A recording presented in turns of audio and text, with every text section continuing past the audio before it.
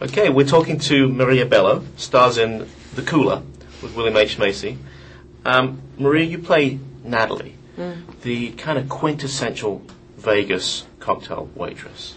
I mean, how do you prepare for a role like that? Do you go to Vegas and check out these somewhat sad women who work there? I prepared for the role by from 35 years of just living life, you know, really experiencing the ups and downs of life. And I think that we've all gone through periods of hopelessness and feeling like whatever dream is way out here and we're over here and God, nothing will ever happen. And that we're searching for a way to love ourselves. And then we meet someone who maybe opens our eyes to that. And so I think it was my own journey that informed the character more than it was a Vegas cocktail waitress. I took it as every man's journey.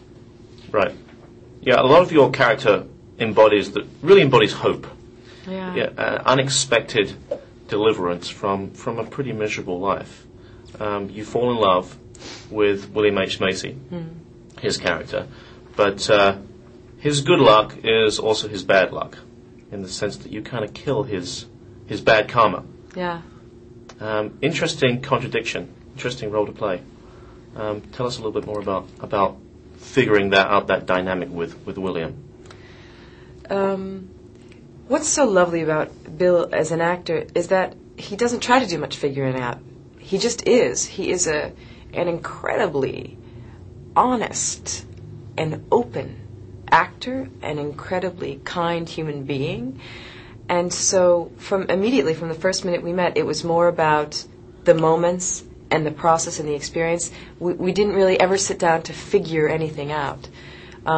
We figured out moves and things, you know. For instance, in the second love scene that we did, we thought, what does it really look like when two people fall in love, you know, when they're making love? Except for the Hollywood version of it, which is so well lit, and the man's on top of the woman, and we said it's more than that. What is it really? And we thought it was vulnerability, openness, surrender, and a sense of humor. So we tried to work out the moves in that to incorporate all of these things. So it was really about the process for us more than it was about thinking about it. Right. As you say, not only is in this movie is it not the quintessential well lit, but it takes place in a sleazy motel room. Yeah, that's right. It takes place in a sleazy motel room, and yet there's something so, I think, the way Wayne Kramer shot it and James Whittaker shot it, so genuine and honest about the integrity of and honesty of their sex acts. Right. So you and Bill Macy, both very experienced actors, and Kramer, a first-time director, or certainly he's not an experienced director. So does that mean that you and Bill would give him a lot of feedback and notes on, well, maybe this line should read a little differently, or did you kind of leave the script alone? Well, what's interesting about a first-time writer, director, and I've worked with a few now, they're at opposite ends of the spectrum. Some of them are like, this is my vision and this is the way it has to be done. They hold on so tightly. Or there are people like Wayne, who I find so incredible to work with, who have a very strong vision for what they want, and yet trust the people that they hire to come in and do their job, and to collaborate and to have an experience together. I mean, we would bring in what we had and say, like, oh, how about this? And he would just let us go to a certain point, and then he would rein us in to keep us on track of his vision, you know? And he just always knew the perfect little thing to say to adjust us, to get us back on track. Sign of security. Very secure. I find him a very secure director. What's next for you, Maria?